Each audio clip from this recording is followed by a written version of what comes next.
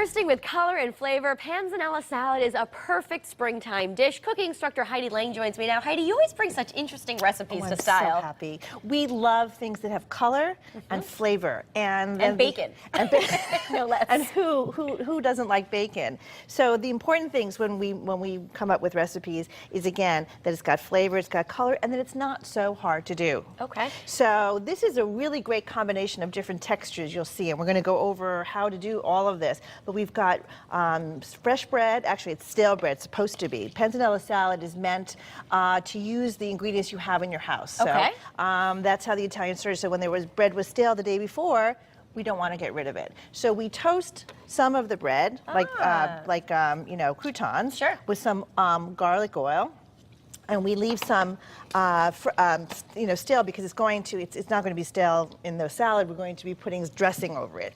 And as you can see here, we have really great bacon. It is, so most Panzanella salads don't have bacon, but we thought, why not add even just another element to it? So we have this great, you can smell it, I'm sure. It is, yeah, it's fantastic. This is, apple smoked bacon, really pure from Vermont, and you can really smell the difference when it's fresh like that.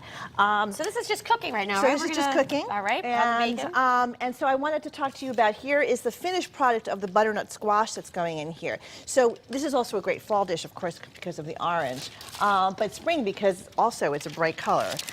So what we did with this butternut squash is we cut it in pieces. Okay. And if you want to cheat, I said this before. Which I do.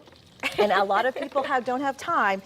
You can't buy it now, but in the fall and when it's more in season, you can also buy this already cut. That's much easier. Right. So we're going to take, and in the recipe that will be on WTNH, you will see the actual amounts, like 2 tablespoons or so. We're going to put some olive oil on here. Okay.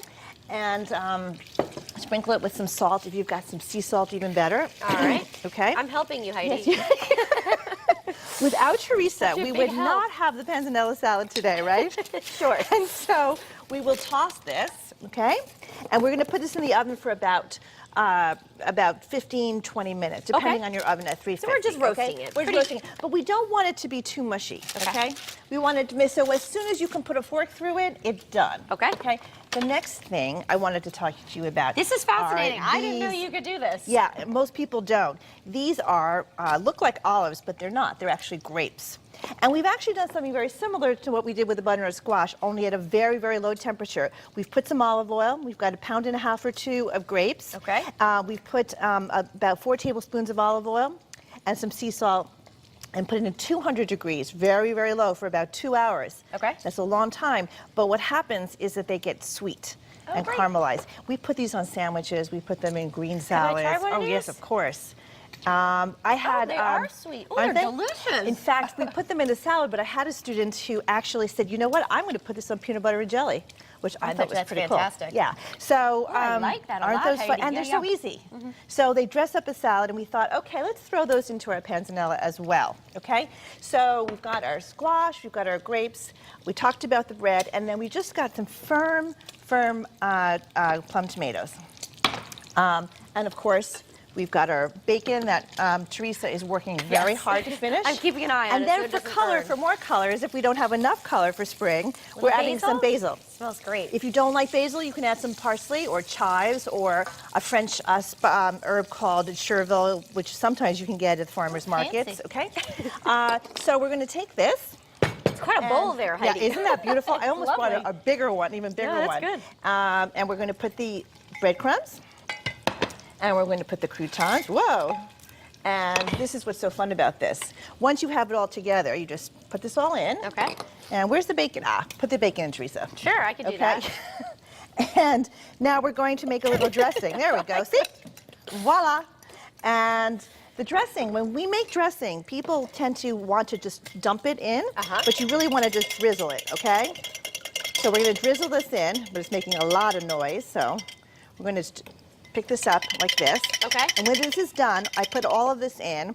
We're going to then add some grapes. The grapes, okay. Yeah. And then we're going to mix it together. And then the last thing I wanted to show you is the cheese. We're also going to put in some Parmesan cheese and some Gruyere cheese. Let's see. So we're going to just see, so you can see how pretty this already is beginning to look. What a great combination. So, yeah. So, and then we're going to add some cheese, as I said. You want to add some more? No, can you add a couple more? I'll help. Heidi, while we're adding the rest of these Yes. ingredients, you have some events coming up, don't you? We do really, really important fundraisers. That's plenty. Okay.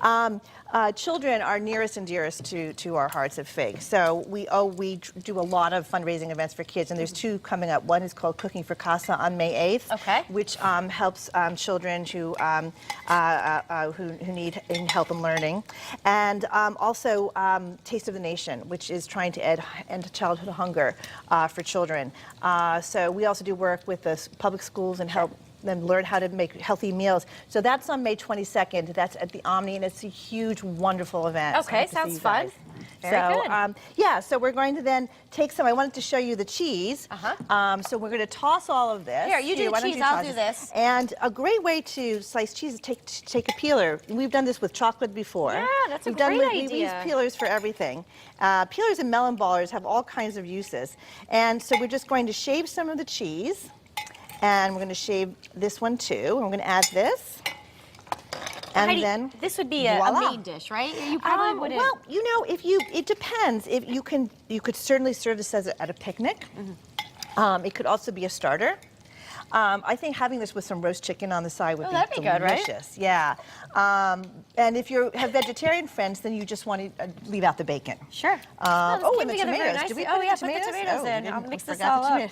There we go.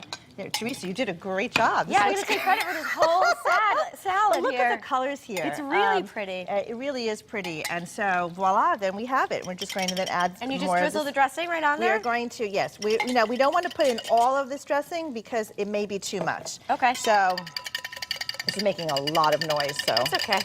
Heidi, how's the cooking school going? Great. We've got some great spice market classes coming up, and we also have a slightly unhealthy class, a fried chicken class, Southern fried chicken class coming up. Oh, how great that must be! And an Indian class. So we really try to do a little bit of everything, and it doesn't matter what level of experience you have either. So very good. We're going to dig in and taste this at the end of the show. I'm so glad. Thanks so much for the recipe. We'll have it over my at pleasure. WTNH.com, and stay with us. There's more Connecticut Style coming up after the break. We'll be right back.